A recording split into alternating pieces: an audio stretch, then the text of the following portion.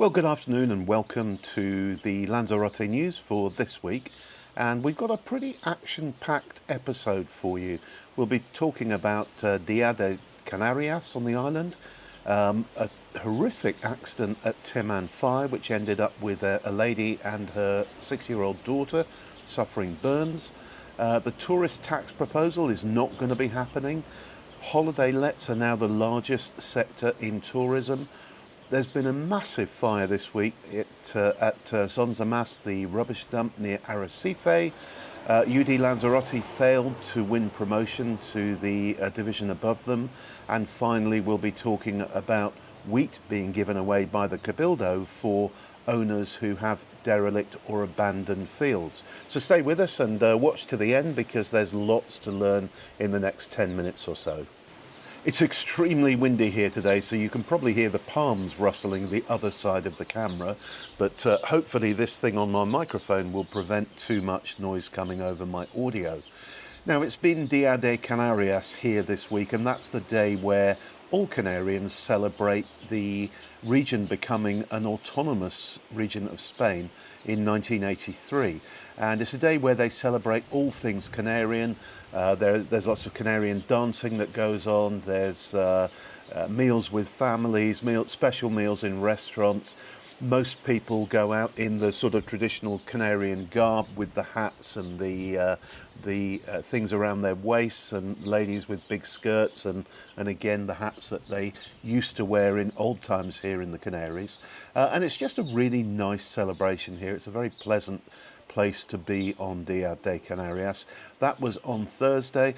A lot of people will have taken a Dia del Puente, which is a bridge day, on the Friday, so that they get a long 4-day weekend.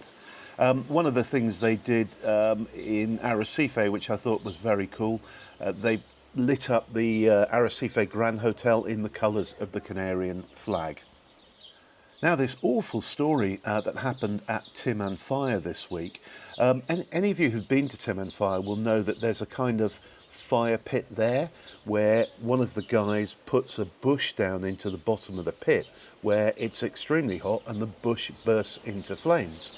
Now, as we understand it, a lady had her daughter, 6-year-old daughter, sat on her shoulders, and they got too close to the edge of the pit and fell into it. It wasn't at a time where a bush was burning, but nevertheless the pecan and the gravel in the bottom of that pit is at several hundred degrees. Now, very sadly, the woman was described as being seriously burned. Fortunately, her 6-year-old daughter was only slightly burned, and workers at Timanfaya managed to pull them out relatively quickly, and they were taken straight to the hospital, the general hospital in Arrecife, where I understand they're still undergoing treatment. The lady is still described as serious. The child is described as stable.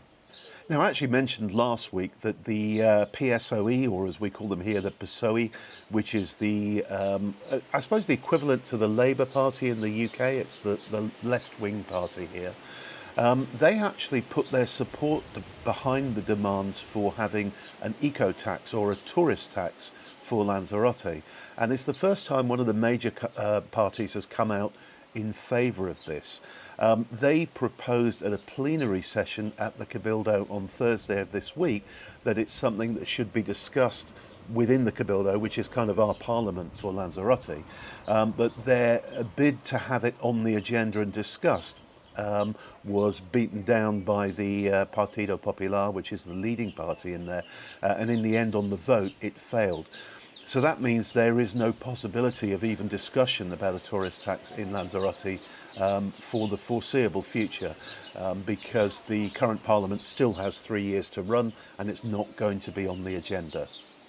We seem to have been talking about holiday lets on the island since forever in these weekly videos, and there was another piece of news that came out this week, and that is that holiday lets here are now the largest tourist sector on the island. These are the apartments and villas known locally as viviendas vacacional, so they're registered for the owners to be able to let them out to tourists to come and stay on the island. I'm going to look down because I'm actually looking at the numbers here, but there are now 37,000 beds available for holiday letting in 8,443 homes on the island. And that means that sector has now overtaken hotels, which previously had the highest number of beds, and they have, I can't remember the exact number, but it's 36,000 or so. Holiday letting, private holiday letting, is now the biggest tourism sector in Lanzarote. Now, we actually had a huge fire on the island this week, and it started on Monday evening, and it happened at Zonzamas, which is the island's central rubbish dump. And you can imagine, with a lot of rubbish in a landfill area like that, fires are reasonably common, but generally they're put out quickly. Well, this one didn't go out quickly. It was a really serious fire. An island-wide emergency was declared. Every fire appliance on the island, including those from the airport, attended the scene. There was a helicopter in the air as well, guiding the fire crews on the ground. And it really blazed. If you have a look at the local newspapers or Facebook or X in relation to Lanzarote, you'll see lots and lots of pictures of this fire, and I'll put one above this while I'm talking now in a few moments. It blazed through the night until about 1:30 a.m, at which point Oswaldo Betancourt, who is our president of the Cabildo, he went on live TV and said it is under control, and he ceased the emergency. It was still burning at that point, but was under reasonable control, and there was no longer a threat, as there was at one time, of the fire reaching some fuel tanks, which are also on that site, but a long way from where the rubbish is normally. Today, the fire is still under control. It's smoking, but there aren't flames. But the fire service say there are likely to be flare-ups for the next few weeks, so they're keeping a very close eye on it. But it was a fairly scary time on the island through Monday night when this island-wide emergency was declared. Now, this is the point at which I ask you please to subscribe below and like the video if indeed you do like it. The subscription really helps us because it makes sure that our videos are seen by more and more people, and we're trying to grow our YouTube channel.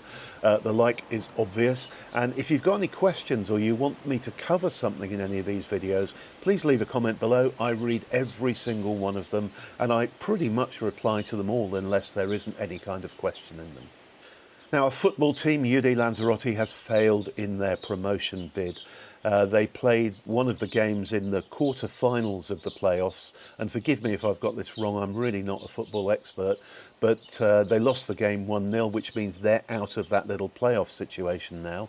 And I think what happens next is that the arch rivals of UD Lanzarote, who are a team called US Yisa, are still in the competition, and I gather they're at the sort of semi-final stage, so they've got 2 legs of a semi-final to play, and then the winner of that will go forward to play a final, and the winner of the final will be promoted up to the next division. So UD Lanzarote will not be going up this year, but I'm sure all the team there will be working really hard to ensure that they do next year.